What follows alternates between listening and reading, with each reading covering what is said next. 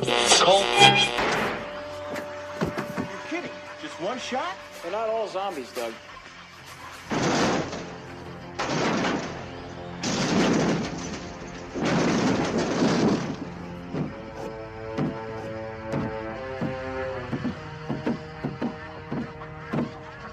How do you fight this thing? Maybe we could drown it in A1 sauce. Well, sometimes that is better. The person you put up there ain't the person that comes back. It's a dance song to get down with. About 6 feet under. Get there. Ooh, I love this song.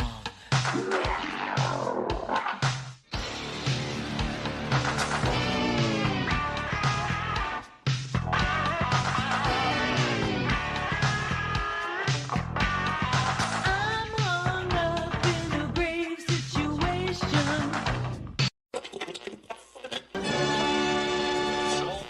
And now we come to the thrilling final episode of our radio drama. Hello and welcome to episode 217 of the Rotten Views podcast. Thank you everyone for showing up to another new episode. I appreciate it very, very much. You guys come back each and every single week. It means a lot to me. We're doing this episode really close behind the last episode because I'm feeling really good about the podcast. I'm feeling really confident. I'm seeing the views go up and it means a lot, and I just want to keep the content coming. I just want to keep ahead of everything to hopefully one day be able to do some more podcast content because I still want to do those mini episodes. I just have a hard time finding the time to do everything, but that's life for you, right? I feel like we have a really good episode lined up today.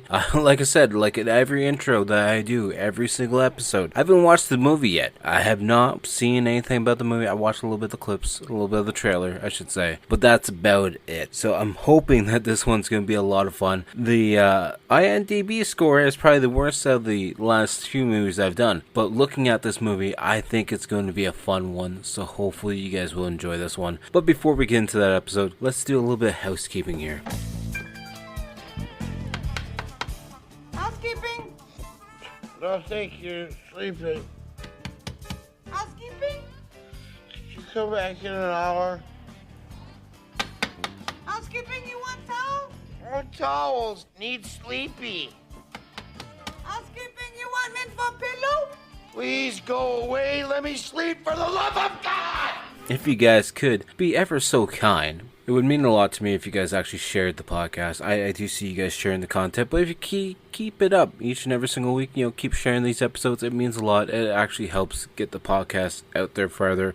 Or if you want to share the art videos or the live streams, whatever you want to share, just hit that share button. It means a lot to me. It does help out a lot. If you're on Spotify, feel free to give it a star rating. I'm not going to ask you for a 5-star rating. I'm going to just tell you, rate it whatever you feel like it deserves. I'm not going to be one of those people being like, please give me a 5-star, I'm going to curse you. I could curse you. You never know. Might happen. But if you feel like giving it a 1-star, 2-star, whatever it might be, feel free to. I understand. Let me know down in the comments below what you think I should do and improve, or what episodes you would like to see in the near future. I'm always up for suggestions, and I'd love to hear your thoughts. If you're on Apple or iTunes, whatever it might be, feel free to leave a review there as well. I'll get around to looking at them, and comments and the feedback does mean a lot to me. Also, check out all my links down below, all of my social media links down below. We're on X, we're on Threads, we're on Instagram, we're on TikTok, we're on YouTube, Facebook. But yeah, like I said, YouTube is a big thing. We're getting closer to that 1,000 sub mark, and like I said before, I don't think I said in the last couple of episodes, but once we do get 1,000 subs, I'm going to be giving away some free artwork, so definitely go check that out. We have the weekly game video that drops every single Wednesday on the YouTube channel. I do various shorts. I've also been doing live streams over there as well, and we got live streams over on the Twitch channel. All the links are down below, so just go subscribe to whatever you want, share the content, like I said, sharing at the end of the day, and feedback, like reacting to the posts or the comments and whatnot, or leaving comments in general. It does mean a lot to me, so if you guys could do that, I'd love to hear from you guys. I'm here to do this because I enjoy this is fun, this is just a little hobby for me, and I want to do stuff that you guys are going to enjoy. So hopefully you guys have been enjoying the series of art pieces I've been doing for this month. I know everyone out there is doing Inktober. For me, I'm doing Scooptober, so every single day of the month I'm doing a different Scooby-Doo bad guy, from 13 Ghosts of Scooby-Doo, from Scooby-Doo Where Are You, Mystery Incorporated, Guess Who, all the various TV series in the Scooby-Doo universe. I've been picking random bad guys. Definitely go check that out. I think that series has been a lot of fun. And who knows, maybe we'll do a couple extra ones to go past the 31 days of October. Another series I've also been doing for a while now is the Lunchbox Art Surprise series, which I do for my daughter. I do a single drawing every single day. If she's going to camp or just daycare or school, whatever it might be, I sneak in a special drawing for her. Now she gets to pick the theme, so I know what she wants to see. And last week was A Nightmare Before Christmas. I did a bunch of characters from the Halloween Town section of that movie, so definitely go check that out. There's a short or a reel up on Instagram and my Facebook page, as well as I believe on YouTube as well. So definitely go check that out. Been doing those for the last 3 years now, which is crazy to think of. So definitely go check that out. It's a pretty cool concept, and I haven't missed one yet. So go me, I guess. But enough about all that kind of stuff. You guys are here to listen to me discuss a movie from 1995. Shadow Creature. This movie is a horror comedy, apparently. I didn't know it was a comedy until now, but apparently it's a horror comedy. This movie has a 3.8 out of 10 on IMDb and a 3.9 out of 10 on Just Dial, which I've never even seen that pop up on the review section before. How is there not a Rotten Tomato score right now? I'm gonna have to look that up. Give me 1 sec. So this movie has less than 50 ratings, so it doesn't have a Rotten Tomato score at all, so that's cool, right? This movie is an hour and 30 minutes long and rated R. You can rent this movie on Amazon Prime if you want to. If you don't want to, I'm sure you can probably find a copy on YouTube. Yes, you can. I'm just letting you know. I probably shouldn't be promoting that, but you can find a copy on YouTube. The description, as read on IMDb: Detective Brighton investigates a series of unusual, gruesome murders and is soon caught in a web of intrigue involving a mad scientist, a beautiful woman, power-mad politician, and one very ferocious monster. Their secret lies in a mysterious formula, which could unlock the secrets of immortality, and on a less positive note, also cause the mass mutation of all life on Earth. Bodies pile up as everyone scrambles for possessions of the formula. It accumulates in a climactic showdown whose outcome determined the fate of all mankind. That's a really long description and synopsis for IMDb post, but I guess they just want to give you as much details and descriptions as possible for this one. This movie is directed by James P. Gribbins, who was the cinematographer for 1996 Lady Blues. He was also the cinematographer for this movie as well, but he was on the camera and electrical department for 1992's Lorenzo's Oil, as well as camera and electrical department for 1994's The Shawshank Redemption. Also, the last thing of note that he's done, or that I want to mention at least, in 1982, he was the grip for the Hoffa movie, which I'm interested in. I remember watching that one years ago. I don't remember it that well, so maybe we'll do it for the podcast, but just weird that he was like a grip and did all this, key grip stuff and whatnot for other movies, and then he's just like, I'm going to direct. Since then, he hasn't done anything else for director-wise. This movie has 3 writers credited to it, one being Dave Gervani. Probably butchered that last name. I'm really good at doing those. Chris Wojnicki, probably butchered that last name as well. Look at me. May I be 3 for 3. The last one being Jason Wolzin. Wow, I'm 3 for 3 hat trick there, folks. I butchered all 3 of those last names. Why are they so weird? Anyways, the first 2 didn't do anything else other than this. Didn't do a single thing other than this. Jason has he was the writer for a movie in 1997 called Cannibal Roller Babes. I'm not sure what this movie is, but I'm definitely adding that one to the list. You bet yourself that's gonna happen. As well, in 2000, he was the writer for a movie called Solid Cover. I'm not watching that one. I'm not adding that one to the list. But from 1997, Cannibal Roller Babes for a whopping 3.7 on IMDb. We're adding that sucker to the list. And sadly, just like last week's movie and the week before that, the top 3 cast members listed are Shane Miner playing Detective Bright. We have Tracy Goddard playing Jack, and then we have Dennis Keith playing Professor Melvin. But looking at their IMDb, they haven't actually done anything else other than this movie, and maybe like Lady Blues or one other movie. So there's nothing really to talk about. The creature is played by Scott Heim, who's never done anything else other than this movie as well. So it's just kind of like a little indie movie where a couple were in it, and then they're like, you know what? We don't like doing movies. At least that's my thoughts and opinion on it. But guess what? We actually have a tagline for this movie, and the tagline is mutating horror that will not die. That's not clever at all, but we'll go with it anyways. And then other than that, there's not really too much to talk about with this movie. So with that being said, we're going to get started right on the movie, right at hand. But before we do so, just so you guys know, if you guys are a new listener, thank you for showing up. I appreciate it. Not sure why this is the movie you picked, but we'll go with it. Probably because nobody else is talking about it. And maybe it's your favorite movie. If it is, good on you. No, I'm not throwing any shade or anything. Not judging you. Maybe a little bit. Not really judging it though. But yeah, for new listeners and old listeners, I talk about the movie from start to finish and hit all the points in between that catch my interest. So, if you don't want to be spoiled on a movie that came out in 1995, feel free to pause this episode now. Go find yourself a copy. Like I said, you can rent it apparently on Amazon Prime. I wouldn't recommend it because you can watch it free on other sites, but that's besides the point. Anyways, feel free to go, pause the podcast, go watch it, or just sit back, relax, listen to me discuss the movie, because either I'll make you really want to watch the movie, or you'll save yourself time and never have to put yourself through the torture. With that being said, get some snacks, get some nibs or some Doritos or some Pringles or some Party Mix or whatever the snack might be. Get yourself comfy. If you're at work, hopefully this helps you get through the day. And if you're in the car, just keep your eyes on the road, especially at nighttime. You never know. Maybe the skinwalker might walk out in front of you or something. Just keep your eyes on the road, though. And we're going to get started on the episode right now. Presents Saturday Night at the Movies, the television series which each week brings you the finest in recent motion pictures. Tonight...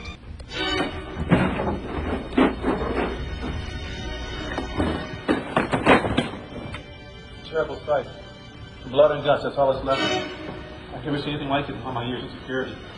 It's an unbelievable act. Well, don't you worry about me. I see this sort of thing all the time. Well, if this doesn't make you sick, you're more of a man than me. I'm going down. Are you shitting me? I've seen a lot in my day, but I'll tell you one thing. Whatever it was, I got them two boys. Yes? We'll put it this way. There's no way it could have been human. No man could have done that. You secure the area? Yes or no? Wait here.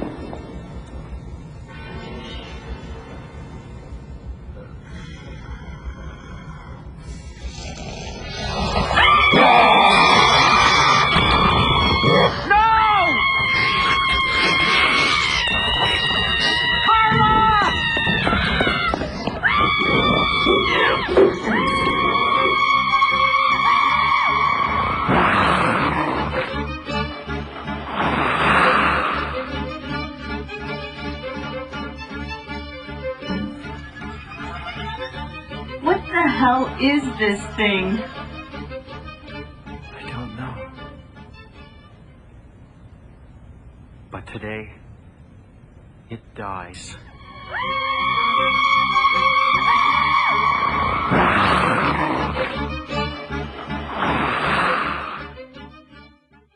We got our movie starting right out. We have the police sirens go on. It's like this undercover cop, which we're assuming is Detective Brighton, who's driving a nice red IROC Camaro. He's showing up at this random house with Deputy Carla, and they're just discussing what's going to happen, because apparently they're pulling up to this random house where a case is happening inside. I'm not sure what the hell is going on, but we got this weird music that's like almost too overpowering over the actual audio of the people talking. But yeah, Brighton's complaining to Carla because he's like, I'm tired of doing this crap. I want some actual real action. And they go up to the front door that's peeked open a little bit, and Carla's like, so did you say you want some action? Because I'm sure there's going to be some action inside here. Looks like a crime scene's going on. I gotta say, the music that they're using in this background to kind of build up to suspense and the tension in the movie, it's It's nails on a chalkboard. I'm just putting it out like that. Nails on a chalkboard, folks. I will say, while this whole scene's happening, the intro credits are playing at the same time. And when the intro parts come on, it's a giant blood splatter font on the screen. Everything turns to blacker than the font. I like that aesthetic. I like that look and that feel, and like to hear the blood splattering on the screen. So that effect I enjoy. Anyways, they make it through the house. They don't see anyone inside the house, so they go out the back door. We come to notice that it's actually winter time at this point in time, and they're slowly making their way through the snow-covered backyard, and they get to a tree that has some fabric on it with some blood on it. Be like, oh, I better go call this in. And Carla's like, yeah, right. I'm gonna keep heading into the woods, though. Don't worry about me as you call it in. Carla's walking a little bit farther in the woods. She's walking by the trees, and then this dead body just falls out in front of her face, and he's hanging from a tree branch, and she starts to scream. And that's when we then see black screen, the shadow creature font pop up, and we see like a cartoon of a creature going across as the font's being created, which I thought was really aesthetically pleasing as well. I like that a lot. It seems like they put a lot of effort into that actual title screen, which I'm okay with. I'm an artist. I dig it. And then we just cut to like inside the city area where we see this. I believe it's a limousine. I can't see the side of it yet at this point in time, but I believe it's a limousine driving around the city as a news reporter is talking in the background. It's almost like they have two intro credit scenes because the whole time there's limos going around the city. The intro credits are playing as basic white font over top of the whole driving scene. But now we see inside, which I was right, it's a limo, and it's a black guy with a pimp hat on. I'm assuming he's a pimp, maybe he's a mafia guy. I'm not too sure. I'm not 100% sure, but he's got a girl sitting there with him, so maybe she's one of his ladies of the night. And then we see this random guy who's, riding his electric wheelchair down the side of the street. And this other guy comes up behind him, starts slapping him back head and being like, "Oh, who do you think you are, taking up on the sidewalk, eh?" And the whole time we see Brighton, Detective Brighton, and his IROC sitting across the street. So he gets out of the car and goes to confront the guy because he's all pissed off. He's like, "I'm not going to have you picking on a guy that's in a wheelchair." And then we see the same guy that's picking on the guy in the wheelchair. This little kid who's all scuffed up is going in to buy a pizza slice, and he doesn't have enough change, so the guy's like, I'll take the pizza slice anyways. Then the guy, the dickhead from the sidewalk, just steals his pizza slice, being, thanks for the snack. And then he's like, hey, it's time to pay the taxes there, man. And then Officer Brighton comes in and throws him on the table, and he's like, so we're gonna have a nice conversation on the way down to the station. And then as Brighton's taking the guy out of the pizza restaurant, he literally starts bashing his head up against the glass door. There's some really overacting and I think overdubbing and stuff happening at this point in time, but then the guy looks all dizzy, so then they put in the Tweety Bird sound like of him being dizzy, and you hear someone in the back being like, oh, his head's gonna be hurting now. And then we see two guys in a science lab, and the one guy's like, hey, do you want to see my science project? And he's like, no, actually I'm going to pass right now at this point in time to see your science project, but thanks for the offer. But anyways, the guy pulls out a science project anyways, and it looks like a electric potato gun shooter kind of thing, and he's like, yeah, I call it my really big taser gun. And he's like, oh yeah, it's pretty big, it looks a little bit overkill. Where are you going to tase with that thing? And the one scientist guy's like, that's pretty big, you probably stun an elephant with it. He's like, yeah, I never thought about that. It's just like the one they have in Buffalo. We can go stun some elephants. It's like, okay. He's like, I better put this away somewhere safe so no one gets hurt. And then he just puts it in a backpack. He's like, alright, I'm gonna go for lunch now. See ya. And we have Officer Brighton, or Detective Brighton, break into like the police chief's office. Be, hey chief, you can't just keep me on as a beat cop. I'm the one that found the body. You gotta let me, I'm the best detective you got. You gotta put me on the case. He's like, don't you ever knock, Brighton? He's like, knock on the desk. Yeah, see, I just knocked. He's like, fine, you're on the case. Okay, that took a lot of work and persuasion, I guess. And then we have this girl that's coming into the science lab, and she hears a noise, so she looks all scared and shocked. And she goes around a corner, and then goes to move a garbage bag, and the main scientist guy, I'm assuming Professor Melvin, is hiding behind the bag with a gas mask on. She gets all scared. She's like, why are you doing that? Why are you scaring me? He's like, I thought you were somebody else. The whole time this lady's playing with like a vial, and she drops it, and she's like, oh, sorry, sir. He's like, don't worry about it. Stuff doesn't work anyways. It's fine. We'll just let it melt through the floor. And randomly the lady's like, hey, did you hear about Brown? He's like, no, I don't deal with gossip. He's like, no, they found him dead by the dock. They think it's a boating accident, but I'm not 100% sure. Then we see Detective Brighton changing his white button-up shirt because the guy he arrested was coming in and ripped his shirt on him. So we have to have the scene of him shirtless because he's supposed to be the hunk of the movie. But then Carla's like, you keep that stuff up, you're not gonna get anywhere. He's like, I'm already actually on a detective case, thank you very much. And Carla hands him a case about this guy who died and how he had some family, and Professor Melvin was his only family mentioned. And apparently Brighton was trying to arrest him earlier because apparently at one point in time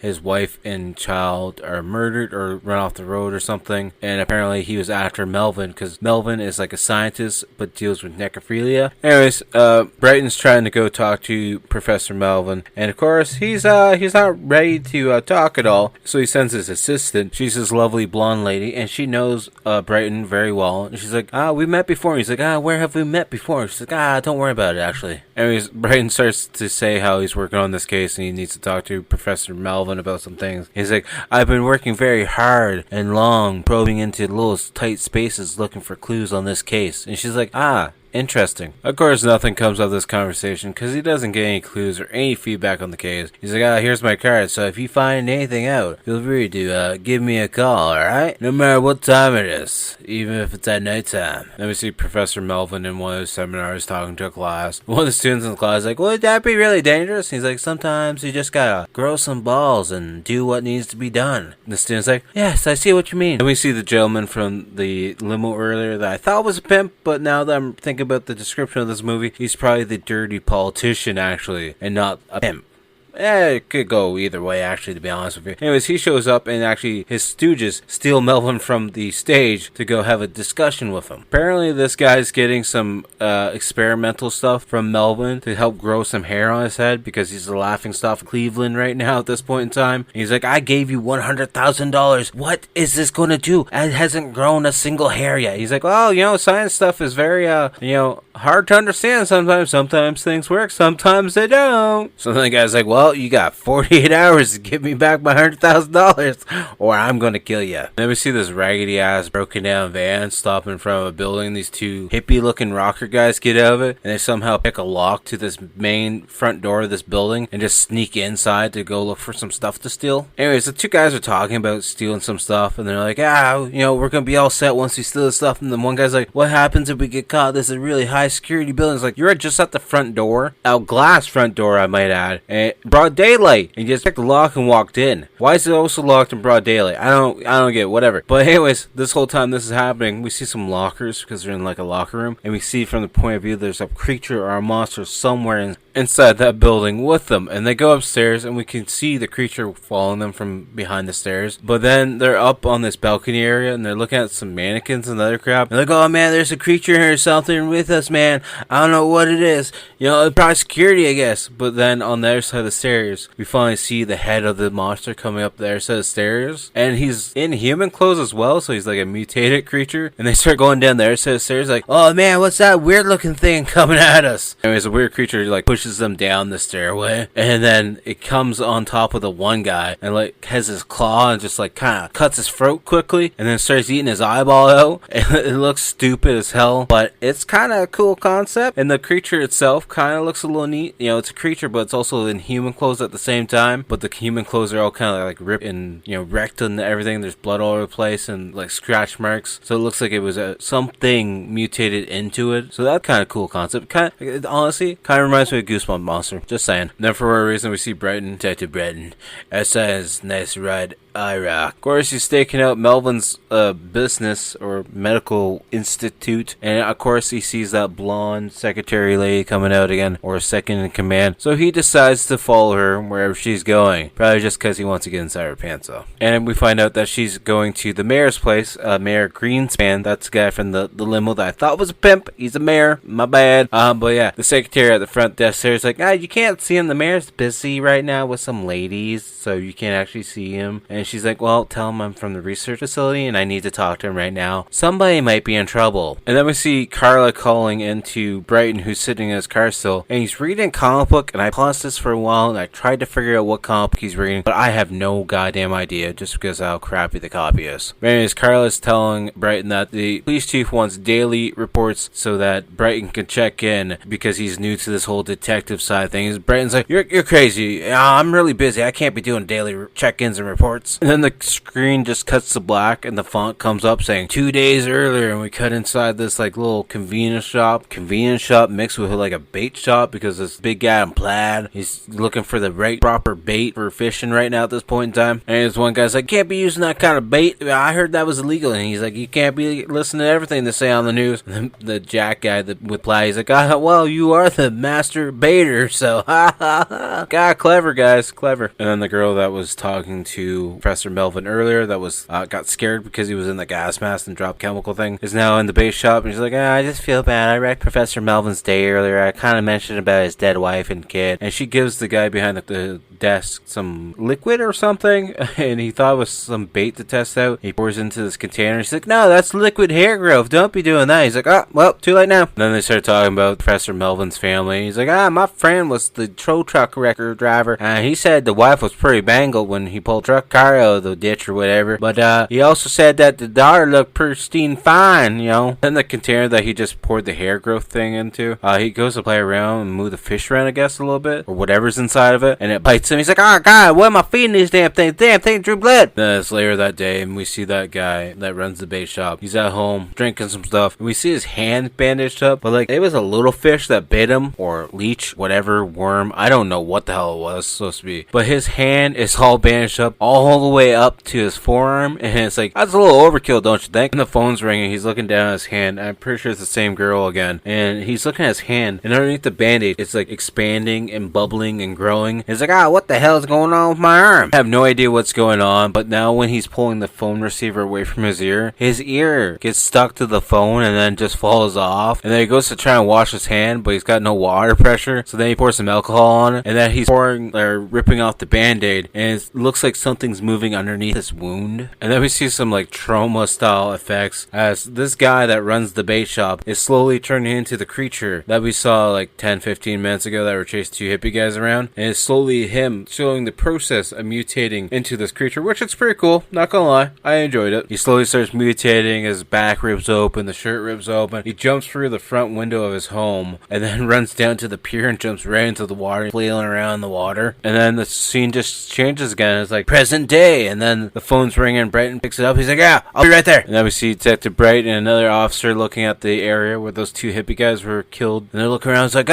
don't worry about me, officer, I see this stuff all every day, I'll be fine, trust me, I'm going down there to see what happened. And before Brighton goes down, the officer's like, whatever got those two boys, I don't know how to explain this, but there's no way he was a human. There's no way no man could did what happened to those two boys down there. He's like, it's okay, I got my pistol, I'll be fine. Then we see Detective Brighton slowly moving around the store. It's a clothing store of all things that the two kids broke into, so I'm not sure what they're expecting to steal. Clothes, I guess, maybe. But yeah, we see like mannequins and doll heads and everything. And Detective Brighton's getting closer to the severed bodies, and he's looking around. He's being like, oh my god, this is really bad. But the whole time we actually hear the monster like making sounds in the background, so I'm not sure if he's supposed to be there or not. But then we do see him moving some clothes away, and then Brighton's not used to actually seeing this because he sees the one guy and his face is, the skin's all gone on his face. Then he just literally just starts hurling chunks all over the place, being like, oh my god, I can't take this. And we see Carla comforting him, being like, it's okay, it happens to the best of us. He's like, yo, it doesn't happen to me, man. I don't puke when I see dead bodies. I don't know what's happening to me. He's like, I threw a guy through a window and his head got decapitated and his guts were all over the place. I didn't puke then, but I see this guy has got his face ripped right off and I'm puking. What's going on with me, Carla? And then Professor Melvin walks in with his secretary being like, hey, we've been trying to get a hold of you actually. What are you doing here? I don't know if Professor Melvin has a lab in this building with this store, what's going on, but then they start walking in this back room area that has like boiler room and everything, and he's like, Professor Melvin, I gotta ask you some questions. What do you think could have did that to those boys? He's like, it could have been a coyote, to be honest with you. And Brighton's like, a coyote in Cleveland that was big enough to consume 2 adult males? And he's like, yes, quite possibly it could have actually happened. And Brighton's like, you're dumb. And Brighton's like, so how often do you use drugs by chance? He's like, what are you trying to say to me? He's like, and Brighton goes to choke out Professor Melvin. He's like, how stupid and crazy do you have to be? You think a coyote could just kill these 2 men? And I'm not sure what happened, but at one point in time when Brighton goes to lunge at Professor Melvin, it literally sounded like a cartoon bullet got shot, but I'm pretty sure it was supposed to insinuate how fast Brighton was moving toward Melvin. It seems stupid and odd, but whatever. But anyways, then Brighton goes to leave the back room to calm down and cool down. And he goes to the door, and on the other side of the door, he sees the monster, the creature. So then he goes to shut the door, and he's like,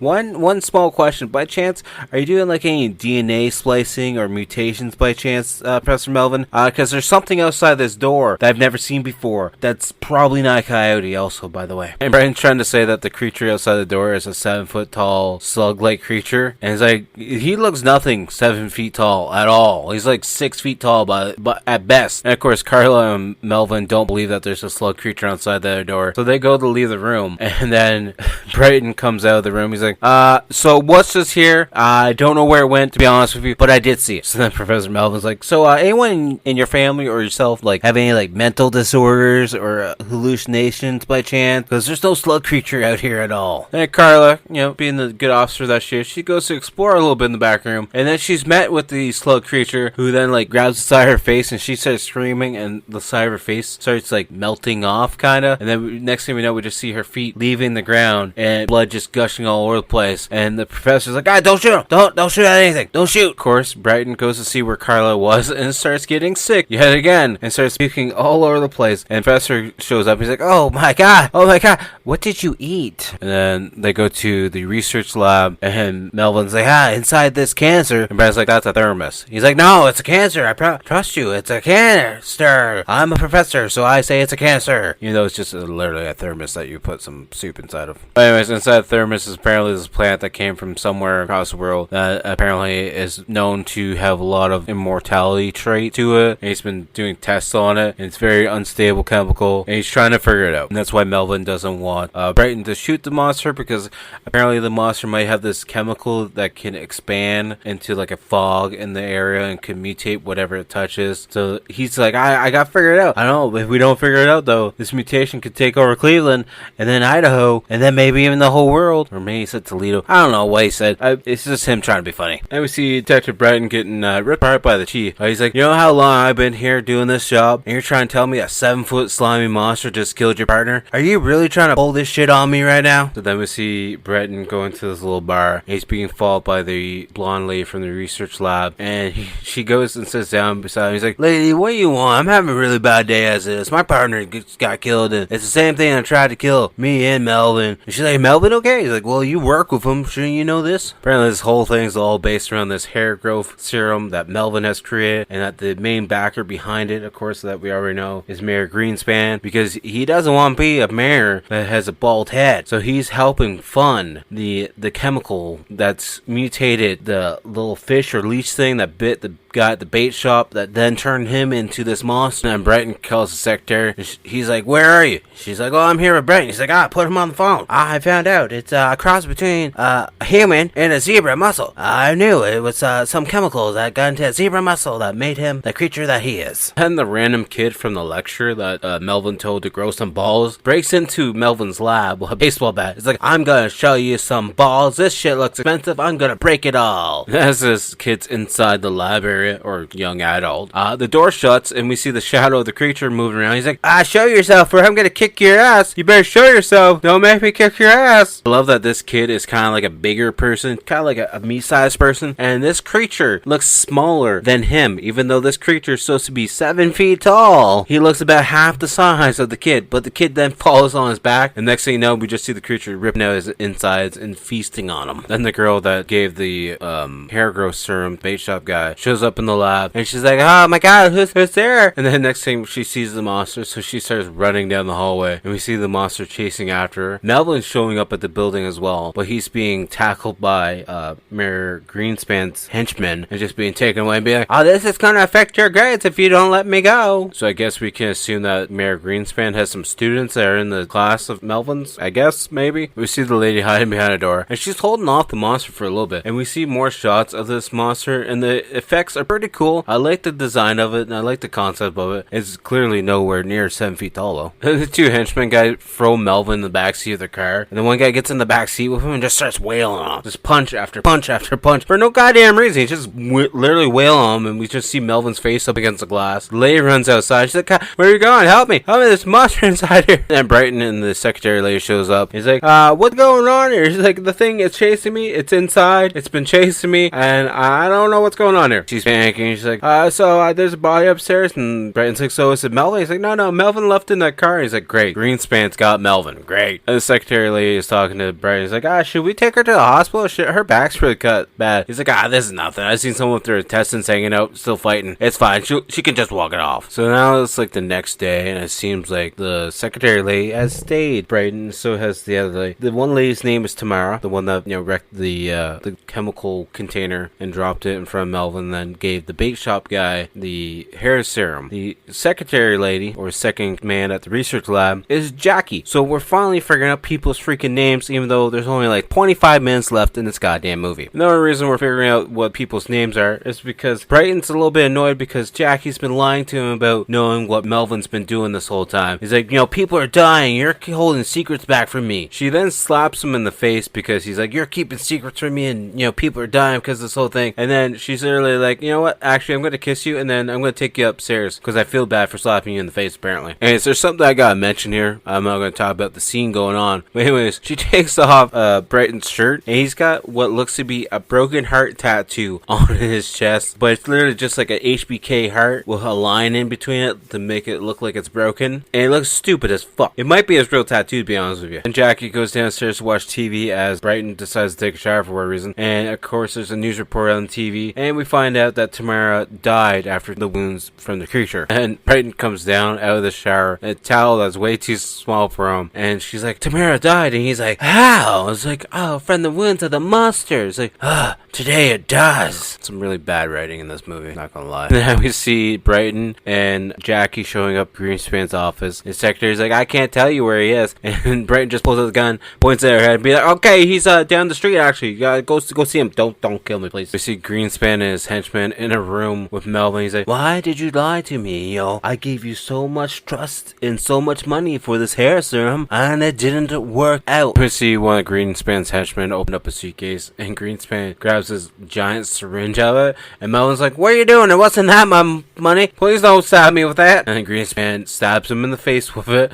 He's like, now, soon enough, you'll be telling me everything I need to know. We see a part of the syringe, and apparently it says truth serum on it. Okay. As Melvin starts talking about the plant to Greenspan, Brighton just walks in. He's like, hi guys, nobody move. I got a gun. I might do something crazy with it. Then they pretty much get Melvin with no issues, and Melvin's grabbing something off the shelf. He's like, what is it? He's like, I'll tell you later. It's important. But I'm going to tell you right now, these drugs are great, and I feel amazing right now. Then we see Melvin and Jackie and Brighton talking outside in an alleyway, and Melvin says how the creature wants to expand its, population, and Brighton's like, oh, it wants to get some playmates, huh? And he bonks his head with the gun, and there's literally the boink sound effect in the movie, and he does like the cross-eyed effect. The comedy aspect of this movie is odd, and of course the bag that he was grabbing was the giant taser gun that his scientist friend made that we haven't actually seen in the movie since he showed him the giant taser gun. So then there was a scene earlier in the movie where Greenspan goes to talk to the people that he borrowed the money from, and it's like this mafia guy that runs an antique store. Anyways, they go into the antique store. Apparently the mafia guy didn't hear the door open at all because he's in the back room, but Greenspan's like, hey, you go back in there and you tell him that God sent you to kill him. And he looks at him and tells him that, and the guy's like, what? And then the guy literally just gets shot in the dome like twice. That's apparently all that was left of him. I guess he doesn't have any guards around him at all, even though he's like a high-ranking mafia-looking guy by the sounds of it. Whatever though, we'll just go with it. So we have Melvin and Jackie and Brighton sitting inside the bait shop waiting for the monster to show up. Anyways, Knuckles, the guy that stole the pizza slice earlier, comes in the store first, and apparently they got like only one shot with this taser gun, and he tases him, and then they're looking over him as he's charcoaled, and Jackie's like, that's not the right guy. And then Greenspan comes in. He's like, what'd you do to him? What?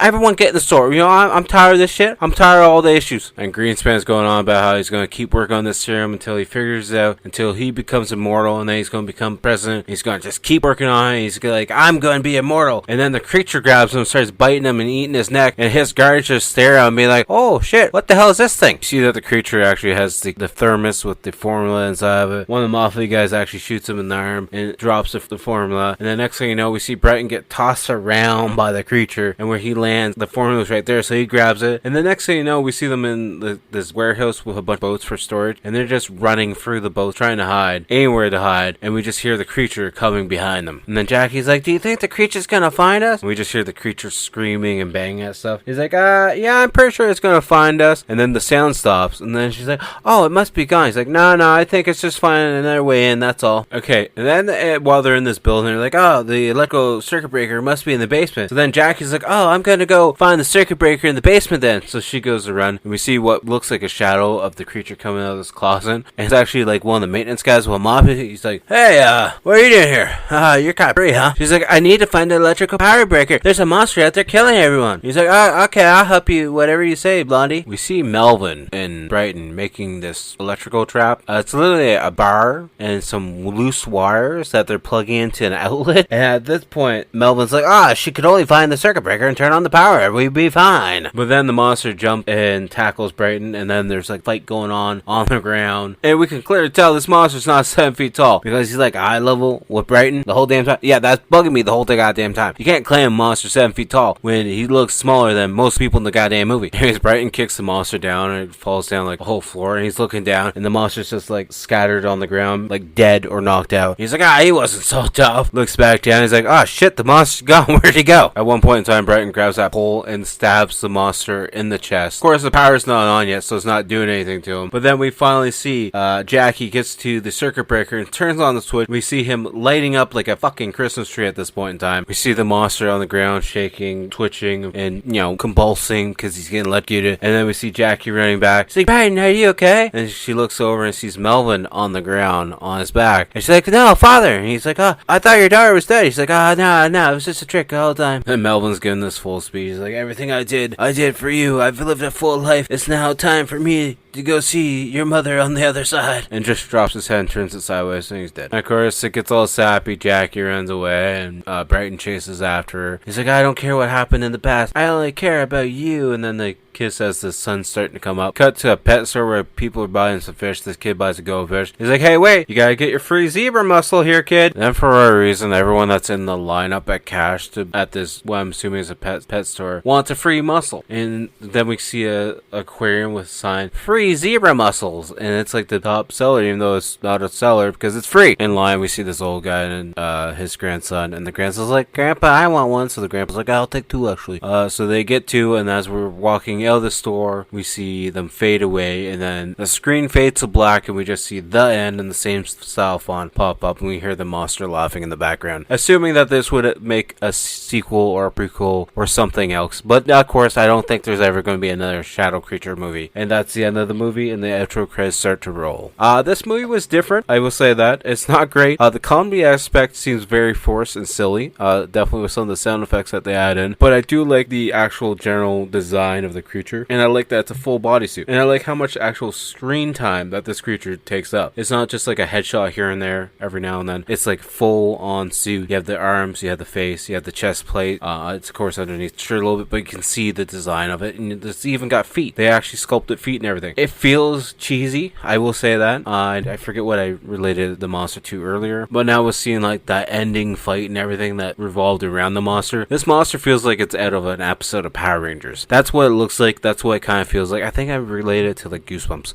But yeah, I feel like it's definitely like a Power Ranger bad guy, and I'm okay with that because I love Power Rangers. I'm full on Power Ranger fan. Grew up with that stuff in the 90s. So this is up my alley. It's not a great movie by any means. Cast isn't that great. Nothing amazing. It's a silly concept, but I like the silly concept. On the Rotten scale, I'm going to give it a 4.5 out of 10. It's not something I'm probably going to watch again anytime soon, or maybe ever again. Who knows? Maybe I might get the urge to watch it again just for fun. Why not? Throw it on as background noise. I don't know yet, but it's something I'm glad I watched. I'm glad I'm watching these movies that I wouldn't really watch on a normal basis. If it's something that just popped up on a TV guide and I knew nothing about it, I wouldn't watch it. But I'm making an actual effort to watch some of these shows. So I'm glad I watched it. Is it great? No. Is it silly and stupid? Yeah, but I'm okay with that. But we're at that point in time where we got to pick what we're watching next week. For this one, gonna be another one, line pick. Don't know if it's gonna be any good, but we're gonna find out because it's something I've never seen before and I want to watch it. This one is from 1985. We're watching Hello. Yeah, I know nothing other than it's like a mental patient kind of style movie, so it should be fun. Who knows? But as always, make sure to check out the outro band, travel-based horror band, Blood Opera. All their links are down below. You can find them on Instagram, Facebook, SoundCloud, YouTube, and the main thing being Spotify. So go give them a listen, share their content. I'm sure they would highly, highly appreciate it. And as always, check out all my links down below as well. At Typhonstein, you can find me on all social media accounts. We're on X, we're on Threads, we're on TikTok, we're on Instagram, Facebook. We have the YouTube gaming channel where we drop new videos every single Wednesday. New gaming videos, I should say, every single Wednesday. I have various shorts over there as well, and we do live streams as well, and we also have the Twitch channel where we're doing live streams, so definitely go check that out. Make sure to subscribe, turn on the bell notifications, and I will talk to you guys all later. Peace! What's blood for, if not for the shedding?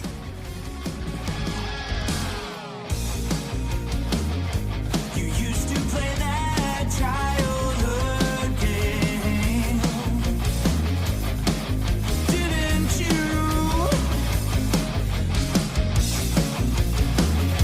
The one where we changed